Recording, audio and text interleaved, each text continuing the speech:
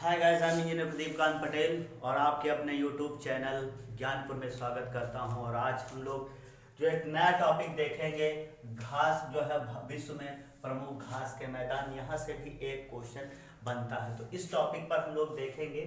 सबसे पहले अगर हम लोग घास की बात करें कि ग्रास किसको कहते हैं, तो अगर घास की बात किया जाए तो जो जंगल होते हैं, तो जंगल में अगर हम लोग बात करें तो मोस्टली जो पौधे होते हैं इनकी ऊंचाई जो है 50-50 जो है फीट के ऊपर चली जाती है। लेकिन यहाँ पर अगर जो हम लोग बात करें वन में ही, तो जब वन क्षेत्रों में जो पौधे होते हैं, वन क्षेत्रों में जो पौधे होते हैं, जब इनकी ऊंचाई 3 से 4 मीटर के बीच होती है तो इसे घास कहा जाता है। और ये हमेशा जो घास के पौधे होते हैं ये हमेशा क्या रहते हैं, सदा बहार होते हैं। क्लियर, यानी इसमें हरियाली पूरे साल बनी रहती है। तो अगर जो हम लोग बात करें और अगर जो घास की बात किया जाए तो इसमें एक आता है बांस की बात। अगर जो बांस एक ऐसा घास का पौधा है जिसकी ऊंचाई जो है 15 मीटर तक होती है, तो बांस जो है सबसे लंबी, आपसे पूछा जाए घास कौन सी है तो आपका आंसर हो जाएगा बांस। सबसे लंबी घास, सबसे लंबी घास कौन सी होती है तो आपका आंसर हो जाएगा बांस। अब अगर जो हम लोग घास की बात करें, ठीक, तो इस घास के मैदान में हम लोग देखेंगे जो घास हैं ये दो तरह से इनको क्लासिफाई किया गया है। ये दो तरह से होते हैं। आपका एक घास का है उसको कहते हैं उष्णकटिबंधी। क्या कहेंगे? उष्णकटिबंधी।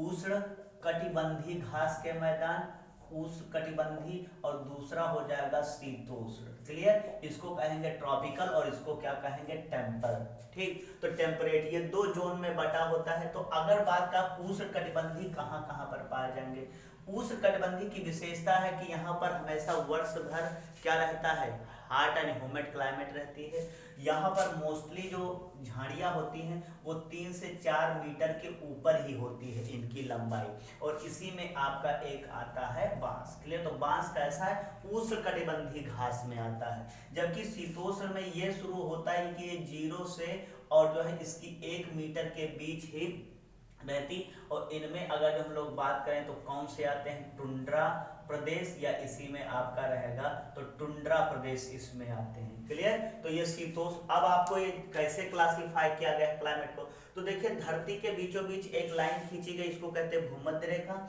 दूसरी कहते हैं कर्क रेखा, और तीसरी कहते हैं मकर रेखा। यानी 0 से 30 डिग्री के बीच, 0 से 30 डिग्री के बीच जो भी जंगल पाए जाएंगे वो सब उष्णकटिबंधी हो जाएंगे, और इसके बाद जो भी जंगल पाए जाएंगे वो सब कैसे हो जाएंगे, ठीक, शीतोष्ण हो जाएंगे। तो बात है अगर जो कर्क, भूमध्य और मकर के बीच जो भी घास के मैदान होंगे सब कैसे होंगे, उष्णकटिबंधी होंगे। कैसे होंगे, उष्णकटिबंधी। तो चलिए इसी में हम लोग बात करते हैं। सबसे पहले अगर जो आपसे पूछा जाए उष्णकटिबंधी जंगलों के बारे में, तो देखेंगे हम लोग यहाँ पर देखेंगे ये कर्क रेखा है और ये भूमध्य। तो ये वाला जो पार्ट है, अगर जो हम लोग बात करें, ठीक, ये इस वाले पार्ट की, तो ये है आपका ब्राजील। क्या है, ब्राजील है। और ब्राजील में 3 तरह के घास के मैदान हैं। एक आपका देखा जाए उष्णकटिबंधी, तो इसी में कटंगा आएगा। कैसा आएगा, कटंगा घास का मैदान, ठीक। और दूसरा आपका आएगा कंपोज। कैसा आएगा, कंपोज घास का। तो ये 2 मैदान है घास के, कटंगा और कंपोज। तीसरा अगर जो बात किया जाए, यहाँ पर एक आता है अर्जेंटीना में, तो यहाँ पर आएगा ग्रान चाको। क्या आएगा, ग्रान चाको आएगा। ये कैसा है, उष्णकटिबंधी। और जो ये आपका लानोस पड़ेगा, वेनेजुएला देश है, इसमें एक घास का मैदान है लानोज। क्या है, लानोज घास का मैदान, ये वेनेजुएला में है।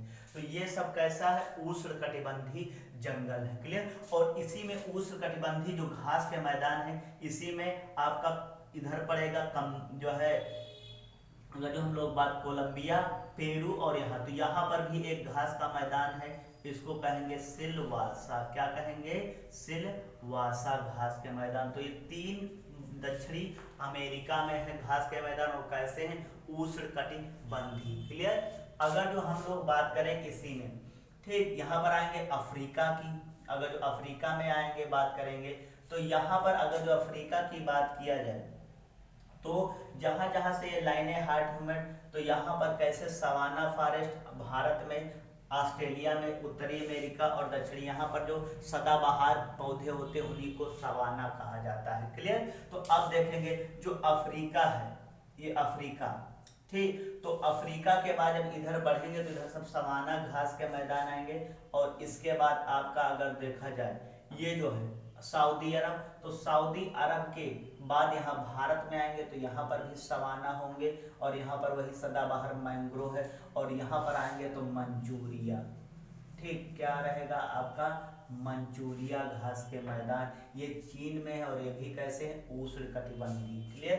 तो मंचूरिया घास के मैदान हो गया, लानोज हो गया, कटंगा, कंपोज, सिलवासा, ग्रांड चाको, ये सब कैसे हैं, ये सब उष्णकटिबंधीय। अगर जो हम लोग बात करें उष्णकटिबंधीय जंगलों में तो आपका क्या रहेगा उष्णकटिबंधीय जंगलों के बारे में, तो आपका जैसे बात किया जाए लानोज, क्या रहेगा लानोज, तो ये कहाँ पर है वेनेजुएला में, कहाँ पर है वेनेजुएला, ठीक। ये वो देश, और अगर जो आपसे कभी कॉन्टिनेंट पूछ ले तो आपका आंसर हो जाएगा दक्षिणी अमेरिका, क्या हो जाएगा दक्षिणी अमेरिका हो जाएगा। क्लियर। अब दूसरा यहाँ पर देखा जाए कटंगा और कंपोज, ठीक, ये जो घास के मैदान है ये है आपका ब्राजील में, कहाँ पर है ब्राजील में। अगर जो हम लोग इसी में बात करें सिलवासा, सिलवासा, तो जो सिलवासा है ये है आपका ब्राजील में कहे जाते हैं, अमेजन बेसिन जंगल कहे जाते हैं, तो ब्राजील कहेंगे, कोलंबिया कहेंगे, क्या कहेंगे कोलंबिया कहेंगे, और पेरू कहेंगे। इन देशों में जो घास के मैदान पाए जाते हैं इनको सिलवासा कहा जाता है। क्लियर है बात। आगे बात करेंगे ग्रान चाको, क्या नाम है ग्रान चाको, ग्रान चाको, ये सब कैसे हैं, और ये आपका पूर्वी अर्जेंटीना रहेगा, क्या रहेगा आंसर पूर्वी अर्जेंटीना रहेगा। क्लियर। तो ये जो सब घास के मैदान बताए गए ये सब कैसे हैं उष्णकटिबंधीय। यहाँ पर आएंगे सऊदी अरब के पास, तो यहाँ पर भी एक पड़ता है, उसका कहते हैं काराबुरान, क्या कहते हैं काराबुरान, ये भी कैसा, ये आपका लिखा मिलेगा मध्य एशिया, ठीक। तो काराबुरान घास के मैदान ये सब कैसे थे उष्णकटिबंधीय जंगल थे। क्लियर। अब अगर जो हम लोग बात करें इसी में उष्णकटिबंधीय के बाद शीतोष्णकटिबंधीय, ठीक, तो इन दो तीन लाइनों के बाद जो भी जंगल पाए जाएंगे विश्व में वो सब कैसे हो जाएंगे शीतोष्णकटिबंधीय हो जाएंगे। समझेंगे, इस पर पॉइंट हम लोग देखेंगे। आप लोग जो है इसका शॉर्ट स्क्रीन ले लीजिएगा ताकि आपको जो है सब याद हो जाए।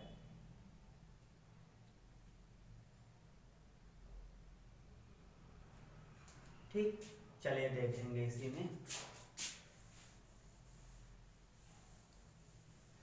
अब दूसरा यहाँ पर रहेगा शीतोष्णकटिबंधीय, कैसा रहेगा शीतोष्णकटिबंधीय जंगल, कैसे रहेंगे शीतोष्णकटिबंधीय, यानी वो थे पहले ट्रॉपिकल और ये आपके रहेंगे ठीक टेम्परेट।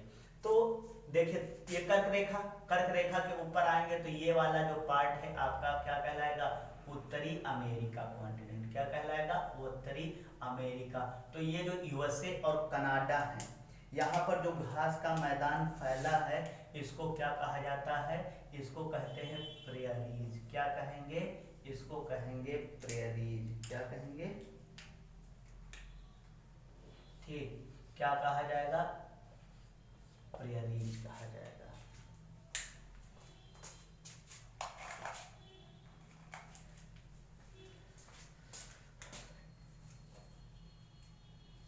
इसको कहेंगे प्रेयरीज घास के मैदान, ठीक।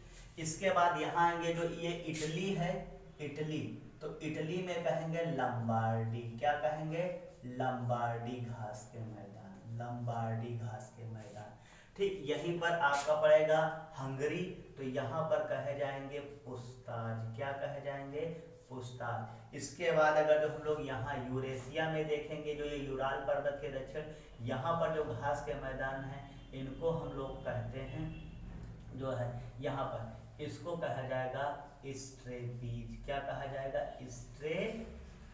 पीच कहा जाएगा। क्लियर है।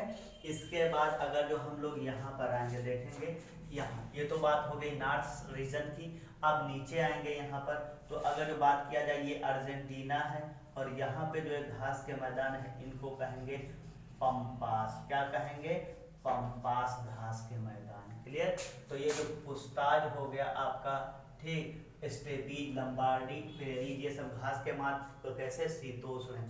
जब यहाँ पर आएंगे दक्षिणी अफ्रीका में, तो यहाँ पर कहेंगे बेल्ट्स। क्या कहेंगे?